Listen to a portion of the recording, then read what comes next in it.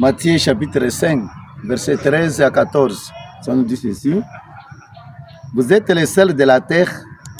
Si les sels perdent sa saveur, comment redeviendront-ils du sel? Il ne vaut plus rien. On les jette dehors et il est foulé aux pieds par les hommes. Vous êtes la lumière du monde. Une ville située sur une hauteur ne peut être cachée. Acclamons la parole de Dieu. Louange à toi, Seigneur Jésus. Les frères et sœurs, Jésus-Christ s'adresse à moi et à toi aujourd'hui. Il nous donne deux choses différemment. Premièrement, il nous appelle les sels. Deuxièmement, il dit que nous sommes la lumière du monde. Alors, c'est-à-dire, aujourd'hui nous voyons, Jésus voulait nous montrer réellement notre valeur. Si nous sommes qui? Nous qui sommes des vrais chrétiens, des vrais croyants, sommes représentants de Jésus là où nous sommes. Il nous appelle les sels. Et il nous appelle aussi la lumière. Les sels servent à quoi? Les mamans connaissent bien. Et les gens qui souffrent avec des diabètes aussi connaissent.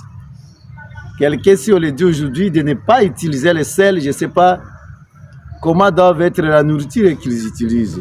On ne sait pas, vous connaissez. Les sels a beaucoup de travail. Si Jésus m'appelle sel, c'est-à-dire dans la première dimension, il vous dit, vous êtes les sels de la terre. Nous sommes là pour aider le monde corrompu, le monde terrassé, le monde abandonné, je peux dire. Le monde qui vit toujours dans le mal. Les sels, en étant les sels et la lumière. Alors si aujourd'hui Jésus m'appelle sel, il dit quoi? Les sels, en étant sel, la lumière. Les disciples révèlent quoi? Qu'est-ce que Jésus révèle pour les disciples de Jésus? Qu'est-ce qu'il révèle pour ses disciples? La présence du royaume est là. C'est-à-dire, lorsque vous êtes là, à travers vous, les gens doivent croire, les gens doivent comprendre que le royaume des cieux est là déjà. C'est ça que Jésus voulait dire à travers les sels. Alors, et participe à quoi? À la transformation de la société. La société endommagée. Notre société déjà pourrie par le mal. Alors nous sommes là pour aider la société, pour que la société se retrouve quand même. Pour cette raison, Jésus nous appelle les sels. Ça, c'est la première dimension. Maintenant, Jésus dit quoi? Si c'est sel, si les sels perdent sa valeur, si vous perdez votre valeur, vous allez aider comment le monde? Qu'est-ce que vous allez faire alors? Est-ce que vous serez quoi pour le monde? Pour la société? Vous serez quoi pour ta maison? Je ne sais pas, l'entourage, partout où nous sommes. Est-ce que nous serons qui? C'est ça là où Jésus se pose la question. Alors lorsque les sers sert à rien, comment redeviendra-t-il du sel? Il ne vaut plus rien. On le jette. C'est-à-dire on va vous jeter à dehors maintenant. Vous ne sert à rien et il est foulé aux pieds par les hommes. C'est-à-dire votre travail prendra fin. Lorsque vous n'aidez pas la société, là où vous vous retrouvez. Ça, c'est la première dimension. Deuxième dimension, vous êtes la lumière du monde. Nous sommes la lumière. À travers nous, les gens doivent comprendre que Dieu existe. Pour cette raison, nous devons démontrer la présence de Jésus-Christ partout là où nous sommes. Il y a des chasseurs les démons, nous allons chasser. Éplorer la puissance de Dieu, nous allons éplorer. De prier pour les malades, nous allons prier. Pour que les gens croient, les gens puissent dire réellement Dieu existe en travers nous. Là où vous trouvez il y a les ténèbres, votre présence doit éclairer pour que tous ces ténèbres apprennent quoi? Fait. C'est ce qui est très important. Nous sommes la lumière du monde. Maintenant, vous avez mis votre lumière où? C'est ça où la question se pose. Vous avez mis votre lumière à où? Parce que lorsque nous avons réussi le baptême, on nous donne des bougies. Que nous sommes quoi? La lumière partout où nous irons.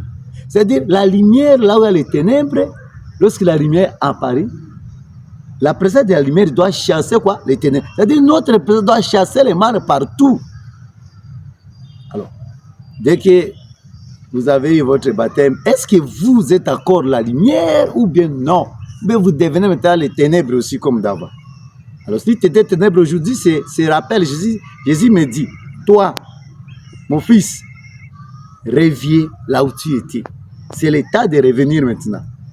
Ta place n'est pas de rester dans les ténèbres. Non, revenez dans la lumière. À travers toi que les gens doivent croire. Je dois comprendre que la puissance de Dieu, l'amour de Dieu et la miséricorde de Dieu aussi, à travers toi.